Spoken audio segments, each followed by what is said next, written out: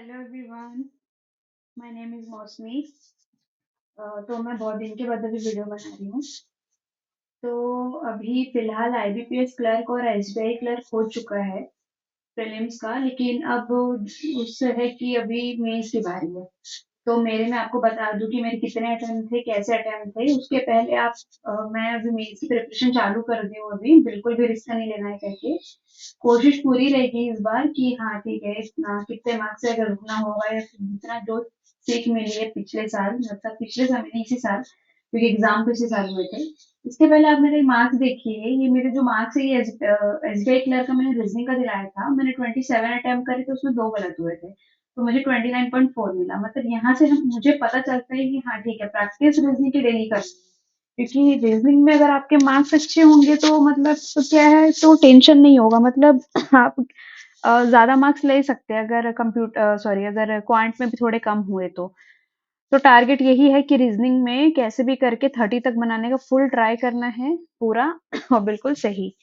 अब रही बात मेरे अटेम्प्ट की, जो एसबीआई क्लर्क था मेरा, अभी जो हुआ था उसके पहले, आईबीपीएस के पहले, उसमें मेरे जो एसबीआई में जो मेरे अटेम्प्ट थे वो मेरे 74 अटेम्प्ट थे। और आईबीपीएस जो क्लर्क है उसमें मेरे 78 अटेम्प्ट थे।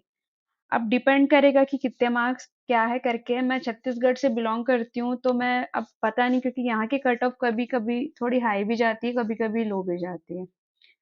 सो बेसिकली मेरा यही है कि अभी मैं डेली कैसे पढ़ रही हूँ करंट अफेयर में, क्योंकि अभी फोकस मेन करंट अफेयर में ज्यादा भी रहेगा, क्योंकि उसमें बहुत डेटा वगैरह याद करना है, हर मंथ कुछ ना कुछ होते रहता है। तो मेरा ये करंट अफेयर का मेरा ऐसा रहता है, मैं आपको बता देती हूँ कि मैं अभिजीत सर से मैं ना मंथली हर मंथ पढ़ी हूँ। मैंने अप्रैल से पढ़ना चालू किया था उनसे। तो क्या है ना, अप्रैल से लेके मैंने सितंबर तक प्रॉपर नोट्स लिखा है, लेकिन अभी मैं नहीं लिख पाई क्योंकि अभी प्रीलिम्स थे, तो थोड़ी थोड़ी प्रैक्टिस, थोड़ी नहीं ज्यादा प्रैक्टिस करनी थी, और अभी मेंस की बारी है।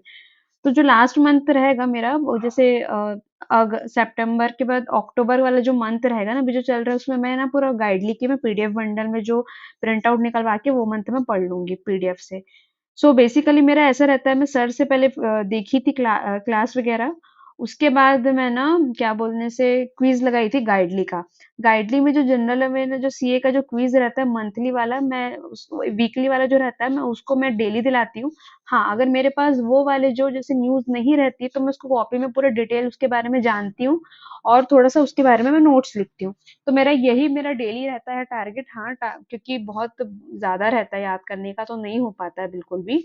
लेकिन कोशिश करने की 4 मंथ का बिल्कुल इतने अच्छे से करके जाएंगे कि मतलब अगर कोशिश, क्योंकि एकदम से उस टाइप के क्वेश्चन नहीं देगा ना वो कहीं से भी। स्कीम्स वगैरह बहुत पढ़ना पड़ेगा, डेटा थोड़ा याद करना पड़ेगा। अगर याद नहीं होता आप लिख लिख के याद करिए, बट करना तो पड़ेगा ना। ये है।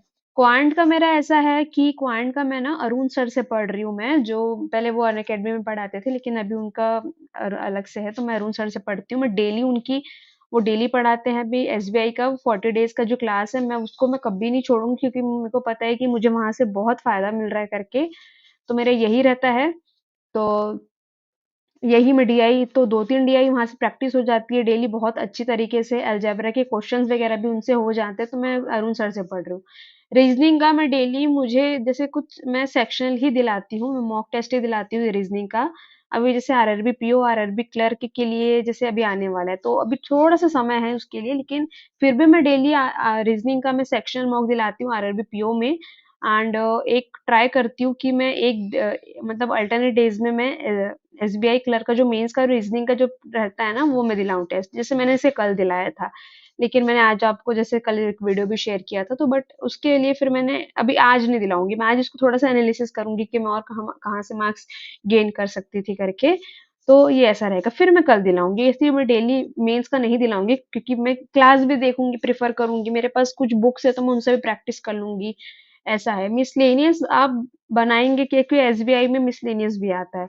तो अगर आप मिसलेनियस भी बनाएंगे तो आपके के लिए अच्छा है कि जल्दी जल्दी बनाएंगे, क्योंकि मुझे पता है कि क्रिटिकल रीजनिंग बहुत सारे लोग टच नहीं कर सकते, क्योंकि मैं खुद नहीं कर सकती, मेरी इंग्लिश इतनी अच्छी नहीं है, आप लोगों को तो पता ही ऑलरेडी है। तो बस यही है जो भी है। एंड मेरा एक और न्यूज़ बताती हूँ मैं, यही है फिलहाल तो। और आईबीपीएस पीओ का जो प्रीलिम्स का है, मतलब मेरा तो नहीं निकला है फिलहाल, लेकिन अगर मैं आपको बता दूं कि अगर मेरे कितने मार्क्स से रही तो मतलब मेरे पैरों पैरों तले जमीन खसक गई थी फिलहाल। मैं 0.3, मतलब बोलते हैं ना 0.3 जो मार्क्स बोलते हैं ना, मैं वो मार्क्स से पीछे हूँ। मतलब मुझे इतना गुस्सा आ रहा था, मतलब सीरियसली मैंने 54 अटेम्प्ट किया था और मुझे 0.3 की बस कमी थी वहां पे। मतलब मुझे क्वांट में ज्यादा नहीं मिले थे, इंग्लिश में ज्यादा मिले थे, क्योंकि आई मतलब मैं थोड़ा सा शॉक हो गई थी सीरियसली। और नो ऑफ कोर्स नॉर्मलाइजेशन हुई है, जरूर हुई है, मेरे मार्क्स बढ़े हैं, क्योंकि मैंने क्वांट में मैंने 9 अटेम्प्ट किया था और मुझे 10 पॉइंट समथिंग कुछ मिले मार्क्स। तो गुस्सा था, बात ठीक है, मतलब मैं खुद को बैठा के रखी थी, कोई दिक्कत नहीं, नहीं निकला भी तो, लेकिन ऐसे मार्क्स देख के तो बहुत गुस्सा आया। मतलब एक मार्क्स तो बहुत ही हो गया था, लेकिन 0.3 बोलने से बहुत ही ज्यादा, मतलब बहुत ही कम हो सकता है वो। तो कुछ नहीं होता, अब वही है, सीखने मिला है। और सॉरी, एक्चुअली मेरी तबीयत भी खराब थी।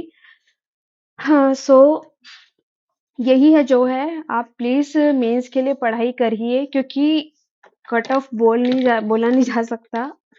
हम्म, कहाँ से कैसा कितना भी है करके, कहाँ से भी मिल जाए, कितना कम हो जाए कितना ज्यादा हो जाए। सॉरी। तो बस यही है, मेरा यहाँ तक है। आप अपने मार्क्स बताइए, आपको कितने आईबीपीएस पीओ में कितने स्कोर मिले हैं, प्लीज बताइएगा।